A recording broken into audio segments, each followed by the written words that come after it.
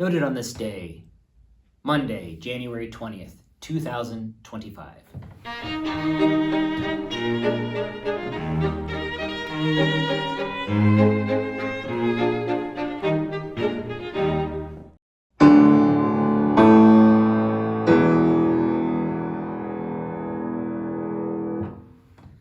Those are the dramatic notes that open Concert Opus 21 for solo violin, piano, and string quartet as composed by Ernest Chausson, who 170 years ago was born on this day in 1855. During his lifetime, Chausson achieved the remarkable status of being one of the elite dignitaries of composition in France during the latter part of the 19th century. It's remarkable considering that this Concert Opus 21 was really one of only a handful of pieces that helped him to earn this distinction. The Concert Opus 21 is also can be seen as a musical metaphor for his life, with so many of the musical threads closely resembling many of the specific details of his life's narrative. And assuming that premise, we move back again to those opening dramatic notes that are marked in the score to be played décidé, a French term that literally means decided, determined, and resolute. It's a term and concept that was very much needed by a young 20-something Chausson who was desperately confronted with a difficult choice, and that choice being either to stay, as his father wished, in the field of law, or to reject it completely and to move into his passion for making music.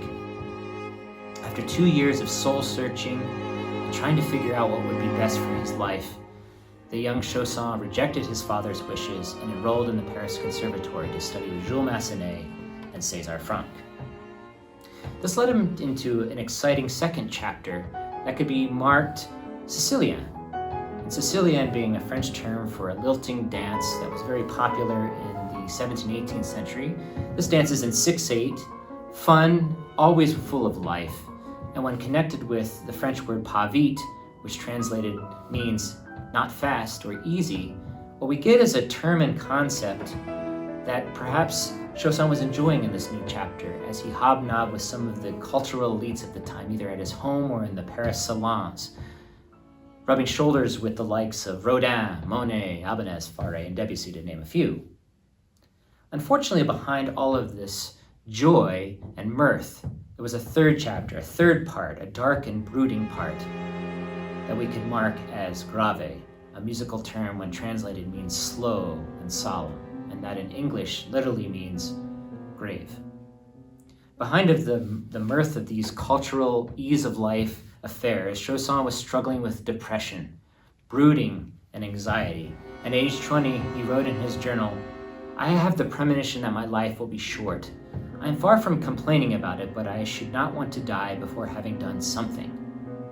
Sadly, those words proved to be true, foreshadowing a premature death that at the age of 44 when riding a bike had a tragic accident that some have speculated was not unintentional.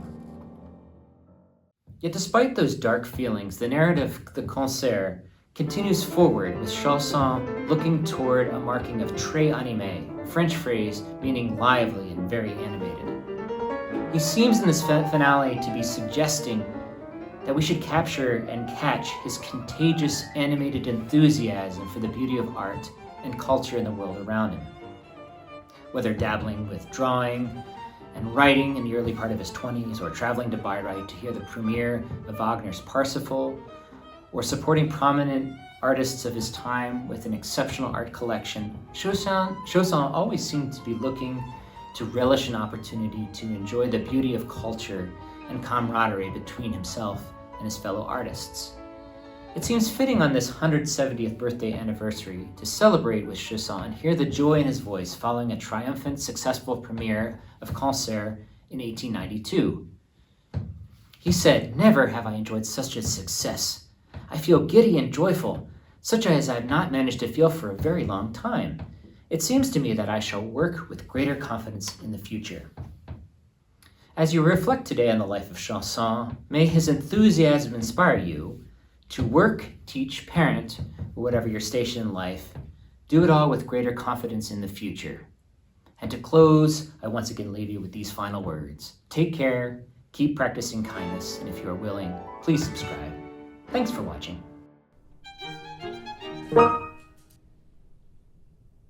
For those of you that would like a great recording recommendation of the concert, I would recommend the recording with Isaac Prom and Georges Boulez and the Juilliard Quartet. A tremendous recording that I enjoyed listening to as a kid growing up. Also, a big thank you to my colleagues in the Pacifica Quartet, as well as the team at Sadie Records, Jim Ginsberg and Bill Malone, for all of their hard work in putting together the audio samples from our most recent recording session of Chausson's concert in collaboration with Rachel Barton Pine and Orion Weiss that will be released later this year. Thanks for watching.